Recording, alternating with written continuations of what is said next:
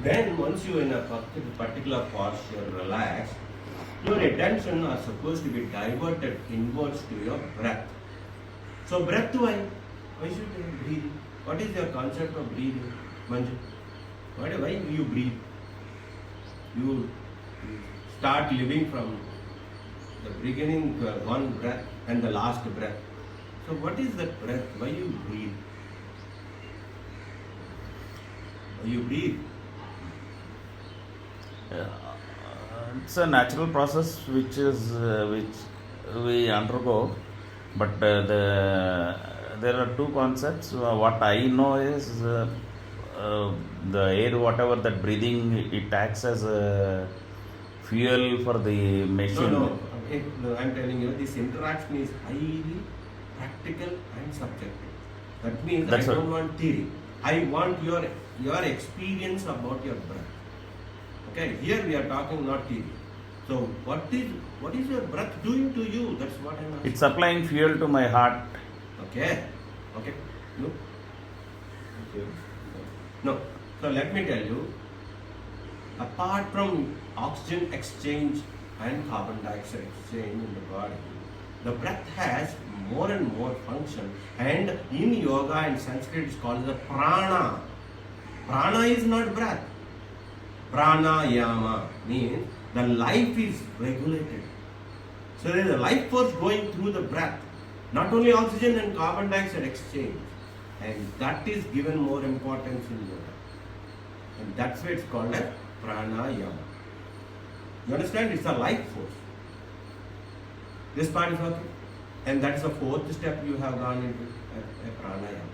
Then comes the most important aspect is pratyahara.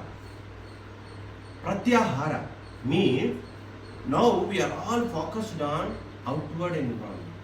We are trained in such a way that we are supposed to go and focus on the outward environment. From the day one we are born to cell phones, all these, we go and search for. That is why you are talking about happiness means outside. You don't know what is inside. Always we are outside. So this, what you call is pratyahara, is bringing your senses inwards. Turning your senses inwards is called as pratyahara. So you are closing your eyes and closing your ears. Say, what is that you will be attending to? So we'll have little experiment later, but try to understand. This is turning the senses inwards. Your attention is turned towards inwards because we are always turned outwards. We are trained to. We are not trained to go inward, and that is called pratyahara. Okay, this is the fifth step you have done. After pratyahara, what you are supposed to do is, then you go for, what is the next step you think? Dharana. So once you bring everything into your focus inside, then you try to, your will has to be focused on one particular point, and that is called dharana. Dharana is a single pointed focus. So once you bring everything, inner energy you bring, go out and try to focus. That is called dharana. Then comes dhyana. Dhyana is meditation. So once you are in pratyahara, then you go into dharana, then you will be able to do what is called a dhyana. Meditation. Now everybody calling meditation is called as dhyana. Dhyana is different. Actually, meditation is English word. And let me tell you, no English word matches to all our Indian Sanskrit words. These are all the patented aspects of it. And the last is samadhi. The last step or the eighth step, where you follow stepwise, means in yoga it's called a samadhi. Samadhi means, anyone can understand that state? That's the state where equanimity is there. That means you see everything as you. You don't have a difference between you and the other person. That is called as universal love. There are so many other words they use. But this is what samadhi. This is the final step, and that makes you happy. So whatever we are talking about happiness outside will be there always with you. You don't search for happiness. Others will search for you for their happiness. That is what samadhi.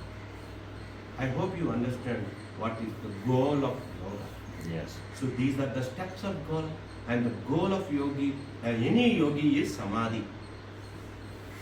So people, when they are not suited in this environment, they go to some other environment, they go to high altitudes, Himalayas.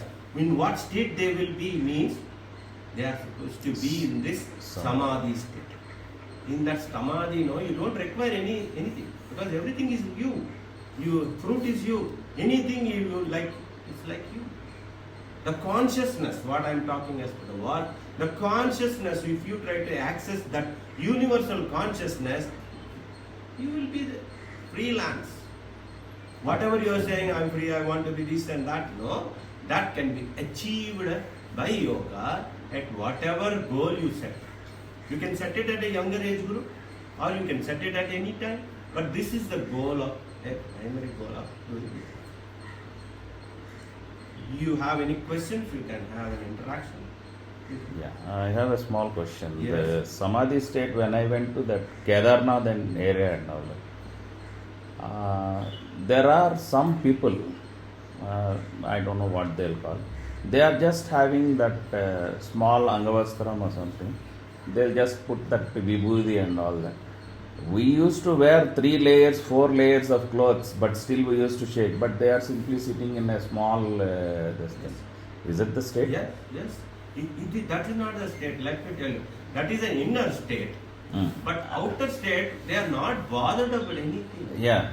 They may be having cold, but you understand, once you go into the yoga in detail, there are so many asanas, and where you practice them, you go beyond the temperature, body temperature. This is all going beyond the body.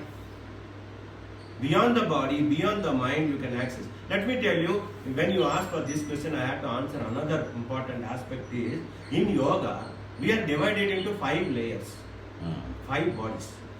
This is the physical layer, it's called as Annamaya Kosa. Annamaya Kosa is whatever you feed in, which grows, is called as Annamaya Kosa. Okay? Next comes, the next layer is Manomaya Kosa. Manomaya Kosa is whatever you are thinking. Because these both are so closely attached that you think that you are the mind. But a mind layer has a separate sheath, and that is Manomaya Kosa. Then the third layer comes up, which supports these 2 layers, is called Pranamaya Kosa. So it is life force. So you interact, because you have energy, you are trying to operate with the mind and the body. So the 3 layers are operating for us in this physical plane. Are you with me? Yes. So there are another 2 layers which are closely attached to this. And layers are, one is called as Vijnanamaya Kosa. Vijnana is not your intelligence. Let me tell you. Whatever you are thinking in the brain, your memory, this is not Vijnana. Otherwise it can be called as anything. This Vijnana is a supreme intelligence like. I can tell you that when you search for Wi-Fi, when Wi-Fi is 5G, then you have access to the internet. That internet is nothing but Vijnana. So you think out of the box. The so-called Einstein, those people who have invented all these things, they have access to that layer. Our ancient rishis and munis used to access this layer because all the information in this universe is stored in that intelligence. So if you can access to that layer, then you will be in that 4th layer, and it is called a Vijnanamaya Kosa. And the 5th layer is Anandamaya Kosa. So I had to tell this because they may be in Anandamaya Kosa. Once they are there in that Anandamaya Kosa, they are blissful. They don't have anything like body attachment. Nothing will be there. So they maybe have cold or not, they are not in that state to answer. They only be in a blissful state. So people who take ganja, who take marijuana, all these things, they try to be in that way. But these people are not. Actually, these drugs and all these things, why the people crave for those is, they go beyond these dimensions into a different dimension where they feel blissed out. This is called blissed out. Unfortunately, it's an unhealthy way of doing things. but it is a blissed out nature, and that's why they crave for that. And I have seen mostly modern scientists, modern meditators, and all these people, those who take the drugs will be converted to do this because there is an alternative for those drugs. So whatever state they have experienced, they want to experience in a yoga state, like practicing all these things. That's why most of them in the modern society, especially in the United States and all the aspect, they want to change and convert into this layer. Because in childhood itself they experience now drugs. So for converting them with the drug, we say that there is an alternative method. Please stop, you come. This is a rehabilitation aspect. And they try to be, because already they have experienced it, it may be easy for them to access that. That is one of the ways they do that. Okay, I answered your question? Yeah. Okay. So now this is the theoretical part of the process. And now let us have small practical things which are very useful for us as a tool for us. The tools in the body, there are so many tools for us to unite our mind and the body. One is, the easiest thing is sound. So whatever prayer we are trying to do and whatever sound we are trying to utter, the simplest and what I can give you as a tool for you, at any moment of time you can do in any posture, at least sitting comfortable posture you can do is Omkara.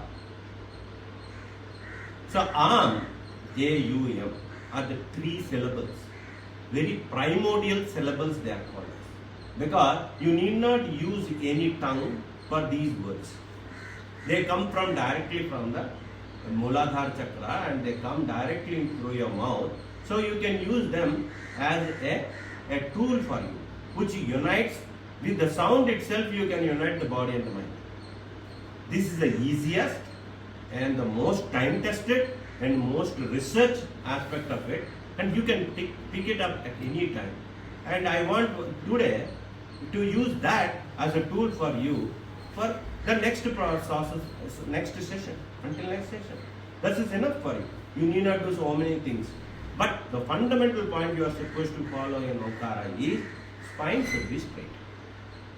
Because there is a lot of science in the spine, I don't want to talk at this particular point. It is called Merudanda. Merudanda means the most important pivotal aspect which stands in the body like this. So that is the spine. So yoga has given a lot of importance. But for Omkara to be uttered is the best way to it. You should have your spine to be straight. Then these words A, U, are supposed to be uttered first separately, then together. So we can practice that. I'll tell you how to do it. Then you can practice them together. Okay? So first is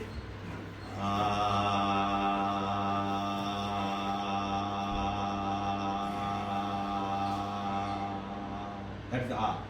Okay? Most relaxed way you are supposed to. Don't have strain on it. Don't have no focus on the voice, but you be relaxed. The second is, once you say the vibrations come from the navel. That's why you say the word itself will try to vibrate you at the navel. Then comes U. U comes from vibrate the lungs. So this is the digestion say, this is the lungs you say. So this is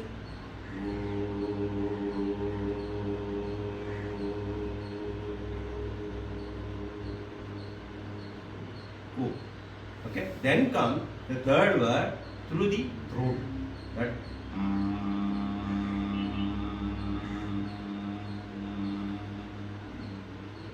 this is the word.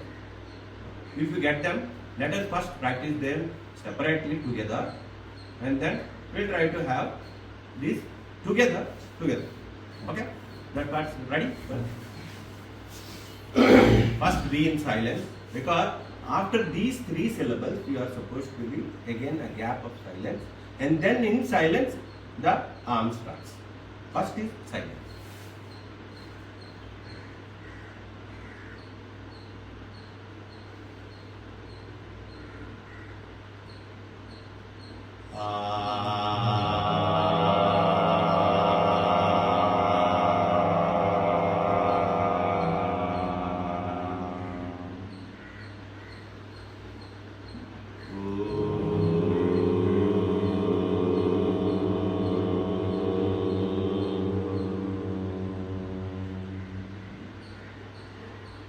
Three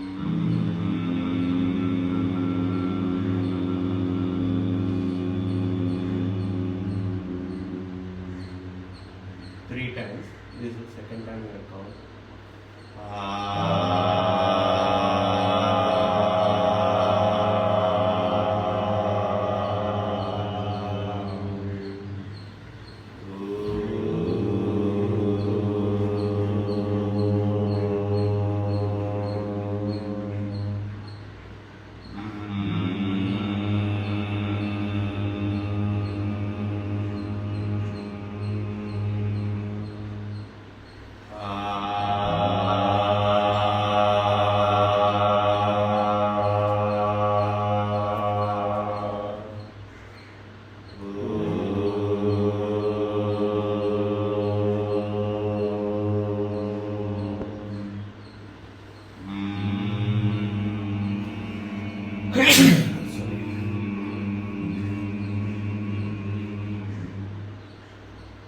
Now together.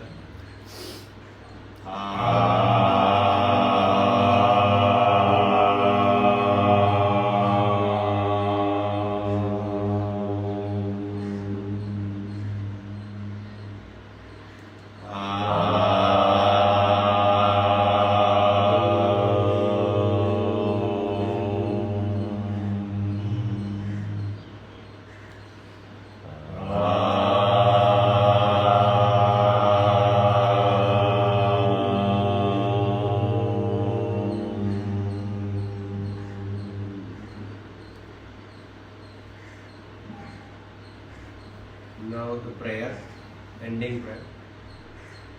Asato ma sargamaya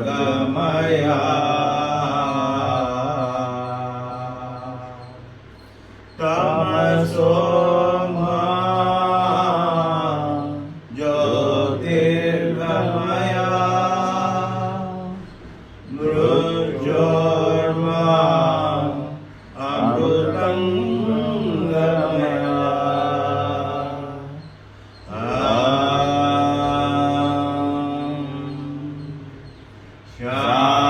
Shanti, Shanti, Shanti.